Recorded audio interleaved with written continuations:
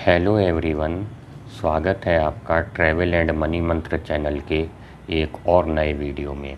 इस वीडियो में मैं आपको जानकारी देने वाला हूं गिर फॉरेस्ट की कि गिर फॉरेस्ट आप कैसे एक्सप्लोर कर सकते हैं, कैसे आपको वहां जाना है, क्या क्या वहां देखने को मिल सकता है और क्या क्या वहां के नियम कानून और सुरक्षा की व्यवस्था है। तो इस वीडियो को पूरा अंत तक देखें, तभी आप गिर फॉरेस्ट की पूरी जानकारी ले पाएंगे। अगर आपने बीच में स्किप किया तो आपको कोई भी महत्वपूर्ण जानकारी आपसे मिस हो सकती है। तो चलिए शुरू करते हैं गिर फॉरेस्ट के बारे में। सबसे पहले मैं गिर फॉरेस्ट का परिचय दे दूँ।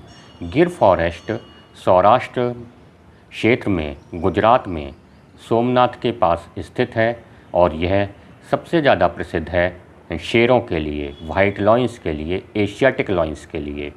एशियाटिक लॉयंस केवल दुनिया में दो ही जगहों पर मिलते हैं, एक तो भारत में गिर फॉरेस्ट में और दूसरा Kruger national park south Africa में जोहान्सबर्ग के पास।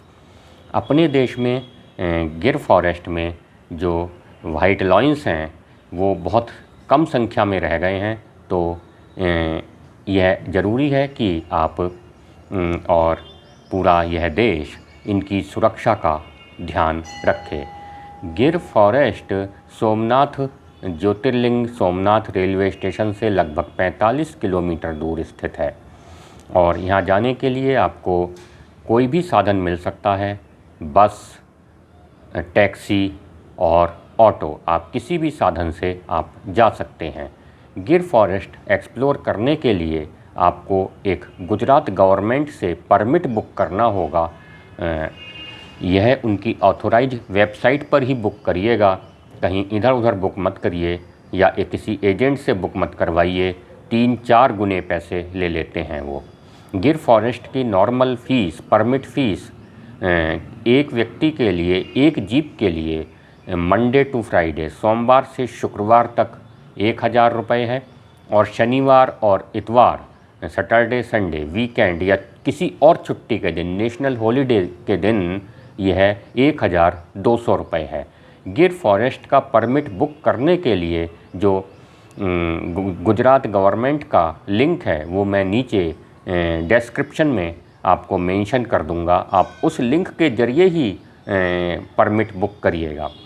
परमिट बुक करने के लिए आपको एक आइडेंटिटी कार्ड, सरकारी आइडेंटिटी कार्ड की ज़रूरत है, जैसे ड्राइविंग लाइसेंस, आधार कार्ड या विदेशी लोगों के लिए उनका पासपोर्ट।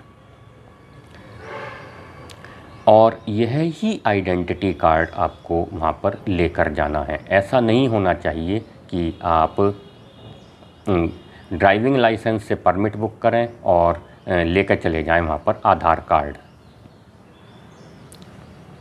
तो आपका जो है काउंटर पर चेक इन के वक्त आपका परमिट रिजेक्ट हो सकता है। याद रखिए, आपको वही आइडेंटिटी कार्ड लेकर जाना है जो आपने परमिट बुक करते वक्त वेबसाइट पर, परमिट पर, एप्लीकेशन पर अपलोड किया है। केवल उसी आइडेंटिटी कार्ड को ही वहाँ पर आपको चेक इन काउंटर पर दिखाना है, तभी आपको एंट्री मिल पाएगी, अन्यथा आपकी एंट्री डिनाई हो सकती है। परमिट बुक करने के लिए प्रतिदिन 3 स्लॉट अवेलेबल होते हैं। सुबह 6:30 बजे का स्लॉट होता है और वह उसकी 9 बजे वापसी हो जाती है। फिर 8:30 बजे का स्लॉट होता है, उसकी 11 बजे वापसी हो जाती है। फिर दोपहर में 3 बजे का स्लॉट होता है, उसकी 5:30 बजे वापसी हो जाती है। मैं आपको यह सलाह दूंगा कि आप सुबह के ही स्लॉट बुक करिएगा, जिससे कि आप जो हैं सभी एनिमल्स को अच्छे से एक्सप्लोर कर सकें। क्योंकि सुबह के वक्त जो मुख्य रूप से आपका देखने का इंटरेस्ट होगा वो लॉयंस का होगा, शेरों का होगा। और शेरों का और तेंदुए का मूवमेंट जो है सुबह के वक्त सबसे ज़्यादा देखने को मिलता है। वह अपने शिकार की खोज में, पानी की खोज में बाहर निकलता है। 3 बजे के स्लॉट में आपको जो है शेर या तेंदुआ हो सकता है ना देखने को मिले, क्योंकि वह जो है घने जंगल में पेड़ों के पीछे छुप जाता है, आराम कर रहा होता है। इसलिए यह ज़रूरी है, ज़्यादा अच्छा है कि आप जो है सुबह के स्लॉट्स को ही प्रेफर करें। दोपहर का स्लॉट में आप जो है शेर देखना मिस कर सकते हैं। तो परमिट बुक वक्त करते वक्त जो प्रीफर्ड टाइम है वो आप सुबह का रखें। अब जब आप परमिट बुक कर लेंगे तो परमिट की डेट और टाइम से आधा घंटे पहले आपको सिंह सदन में पहुंचना है। सिंह सदन पर पहुंचकर आपको रिसेप्शन पर अपना डाउनलोड किया हुआ परमिट जो कि आपके ईमेल पर आएगा उसको आप प्रिंट कर लें। उस परमिट को आपको जो है रिसेप्शन पर दिखाना है और अपना वही आइडेंटिटी कार्ड प्रेजेंट करना है जो आपने बुकिंग के वक्त अपलोड किया था। वे आपको एक दूसरा परमिट स्लिप देंगे जिस पर आपको आपका रूट नंबर लिखा होगा और आपकी जिप्सी का नंबर लिखा होगा, जिसके साथ एक टूर गाइड होगा और एक ड्राइवर होगा। आप अपना रूट खुद नहीं चुन सकते, ये कंप्यूटर से रैंडमली चुना जाता है और जो रूट आपको दिया जाएगा उसे बदलने की परमिशन नहीं है।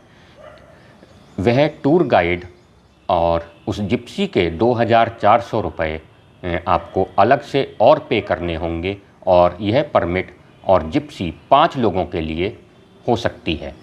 परमिट आप बुकिंग करते वक्त ही 5 लोग एंटर कर सकते हैं, 5 से ज़्यादा नहीं कर सकते। जब आपको जीप और नंबर और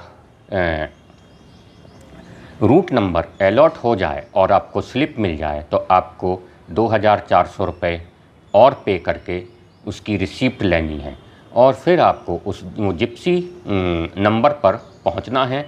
हालांकि वो जिप्सी वाले आपको वहीं पर खुद ही अप्रोच कर लेंगे कि उनकी जिप्सी आपको अलॉट हुई है, वे खुद ही आप तक पहुंच जाएंगे। लेकिन अगर नहीं भी पहुंचें तो वहीं पर गैलरी में जिप्सीज खड़ी होती हैं, उनमें नंबर देखकर आपको वहां अप्रोच करना है। फिर उसके बाद जो है वो आपको उस जिप्सी से वो ट्रैकिंग के लिए ले जाएंगे और साथ में टूर गाइड आपको पूरी इन्फॉर्मेशन उस जंगल की देगा। नियमों का ध्यान रखना है कि आप ट्रैकिंग के वक्त बिल्कुल भी जिप्सी से नीचे, गाड़ी से नीचे नहीं उतर सकते, क्योंकि रास्ते में रेप्टाइल्स भी हैं, सांप और जहरीले सांप भी हैं। इसलिए जिप्सी से उतरना बिल्कुल अलाउड नहीं है। रास्ते में पानी की बोतल आप अलग से परचेज कर सकते, उन्हीं की लेनी पड़ेगी। आप अपनी पानी की बोतल नहीं रख सकते, जिसके 20 रुपये प्रति बोतल अलग से चार्ज जाएगा और वो बोतल भी आप वापस नहीं लाएंगे, जिप्सी में ही छोड़ देनी है।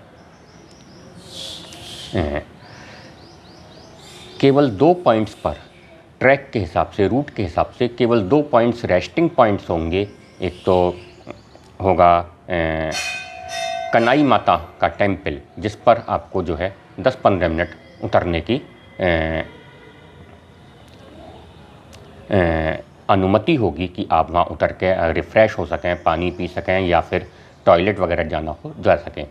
और किसी रूट पे दूसरा आता है कमलेश्वर डैम ऑब्जर्वेटरी। आप वहाँ पर आपको की गाड़ी 10-15 मिनट, आधे घंटे के लिए रुक सकती है। आप वहाँ पर जो है अपनी रिफ़्रेशमेंट कर सकते हैं। इसके अलावा आपको पूरी ट्रैकिंग में कहीं भी उतरना अलाउ नहीं है। ना ही आप अपने मोबाइल में म्यूजिक बजा सकते हैं, ना ही कोई सीटी शोर शराबा कर सकते हैं, क्योंकि बिल्कुल सीधा प्रिंसिपल है कि आप ध्यान रखें कि आप जंगल में हैं, जू में नहीं। सुरक्षा का ध्यान रखें। बाकी आपके जो टूर गाइड हैं और ड्राइवर हैं वो आपको पूरी तरह से सुरक्षित रखेंगे, सुरक्षित ही वापस लेकर आएंगे। आप बिल्कुल उनके नियमों का, उनके बताए हुए इंस्ट्रक्शंस का उल्लंघन ना करें। 5-6 जिप्सी के साथ एक सिक्योरिटी की गाड़ी भी होती है। हालांकि वो सिक्योरिटी इस टाइप की नहीं होती कि अगर कोई लॉयन या कोई वाइल्ड एनिमल आप पे अटैक कर रहा है तो वो आप को बचाने के लिए उन पर फायर कर देगी या उन्हें जान से मार देगी। वो सिर्फ धमाके करते हैं, आग जलाते हैं, जिससे कि जानवर जो है डर के दूर हट जाए। इससे ज़्यादा सुरक्षा का ध्यान वे लोग नहीं रखते हैं। किसी भी वाइल्ड एनिमल से डिस्टेंस रखा जाता है, 20 मीटर का डिस्टेंस पर ही आप उसे देख सकते हैं, उसके बहुत करीब नहीं जा सकते। ना ही आप अपनी ड्राइवर को इस बात के लिए फोर्स करें कि गाड़ी को और करीब लेकर जाओ। ऐसा वह नहीं करेगा, बिल्कुल नहीं करेगा। यह जंगल के सुरक्षा नियमों के विरुद्ध है। तो मैं समझ रहा हूँ कि आप सारे पॉइंट्स अच्छे से जान रहे हैं। इस फॉरेस्ट में आपको लॉयंस के अलावा लियोपार्ड, तेंदुआ, सरीसृप और सबसे ज़्यादा पक्षी मिलेंगे, और इसके अलावा स्पॉटेड डियर मिलेंगे। पक्षियों का भी यह एक बहुत ही उत्तम पक्षी विहार हो सकता है। प्रसिद्ध पक्षी वैज्ञानिक ऑर्निथोलॉजिस्ट सालिम अली ने कहा था कि अगर यह एक लॉयंस के लिए फेमस नहीं होता तो यह एक बहुत अच्छा पक्षी विहार हो सकता था। तो इसमें पक्षी भी बहुत मिलेंगे, और सबसे ज़्यादा आपको आपके किनारे किनारे, ट्रैक के किनारे किनारे चलते हुए स्पॉटेड डियर, हिरन मिलेंगे। तो मैं समझता हूँ कि मैंने आपको पूरी जानकारी दे दी।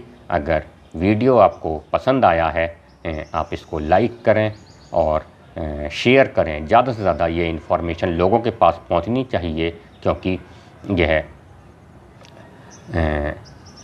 सभी के लिए जानना ज़रूरी है। जो लोग सोमनाथ जा रहे हैं और गिर फॉरेस्ट साथ में एक्सप्लोर करना चाहते हैं, तो चैनल को सब्सक्राइब करें। और जो मेरे ऑलरेडी सब्सक्राइबर्स हैं उनका बहुत बहुत धन्यवाद। जल्दी ही आता हूं दोबारा एक नए वीडियो के साथ। बस ध्यान रखें कि इसको लाइक करें, शेयर करें, अपने ग्रुप्स में फॉरवर्ड करें, और हाँ, अपने विचार कमेंट सेक्शंस में ज़रूर लिखें कि आपको कैसा लगा और क्या इम्प्रूवमेंट आप और चाहते हैं। इसके अलावा चैनल को सबसे ज़्यादा सब्सक्राइब करें। धन्यवाद।